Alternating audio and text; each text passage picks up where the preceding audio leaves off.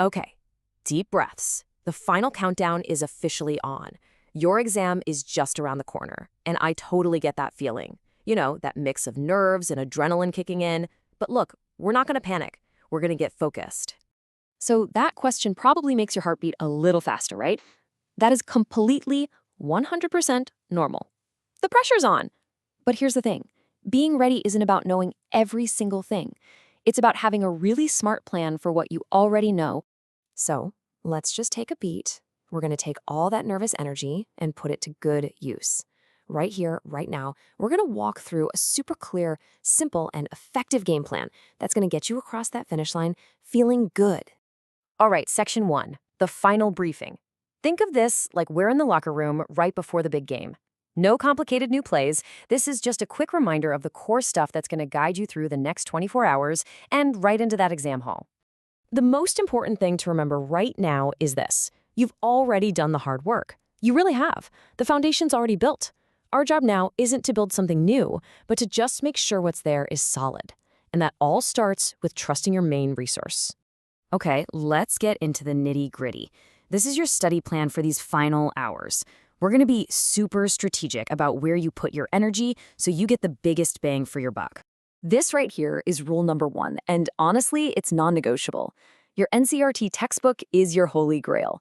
Seriously, most of the questions you're going to face tomorrow, they're pulled straight from its pages.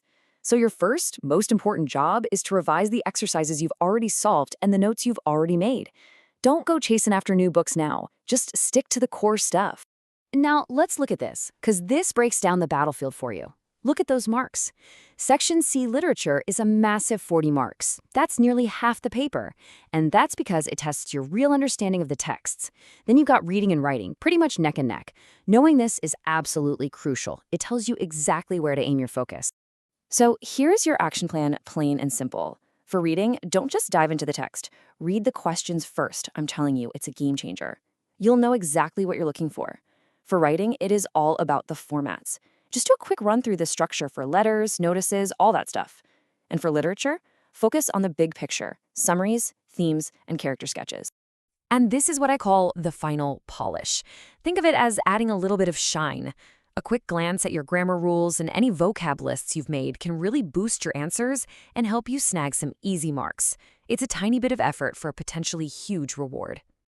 All right, moving on. Knowing your stuff is one thing, but how you present it when the clock is ticking, well, that can make all the difference. This section is all about execution.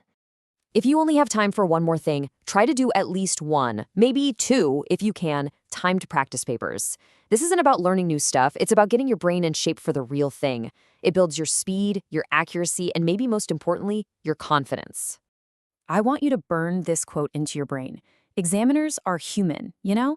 A neat, well-organized answer that's easy to read is always going to make a better impression than something messy. Your presentation really, truly matters. And this slide shows you exactly how to do it. Every long answer needs that simple structure. Intro, body, conclusion. Keep your language clear. And please underline your keywords. It's like you're putting up a giant sign for the examiner that says, "Hey, look here, I know my stuff." So we've covered the what and the how. Now for the final piece of the puzzle, your mindset on game day. This is where it all comes together. Okay, this is so important. The time for learning brand new things is over. Trying to cram a new chapter now is just going to cause confusion and stress. Your focus should be 100% on revising what's already in your brain. You have to trust the work you've put in all year.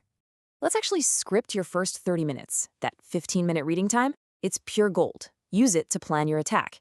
Figure out which section you feel best about. Then, the first 10 minutes you're allowed to write, jump right into that section to build up your momentum and calm your nerves. After that, you're settled. Take a breath and get in the zone. A start like this sets a positive tone for the whole exam. And one final crucial tip, always try to save the last 5 or 10 minutes to proofread your paper. You would be amazed at the little spelling mistakes or grammar errors you can catch. Those are easy marks just waiting for you, and you don't want to leave them behind. So we've gone through strategies, revision tips, and exam day tactics. But if you only walk away with one single thing from this entire game plan, what should that be? It's this: confidence. You've prepared for this. The knowledge is in there. The plan we just talked about is just a way to let that knowledge shine. So walk into that exam hall, trust your preparation, and just show them what you know. You've got this.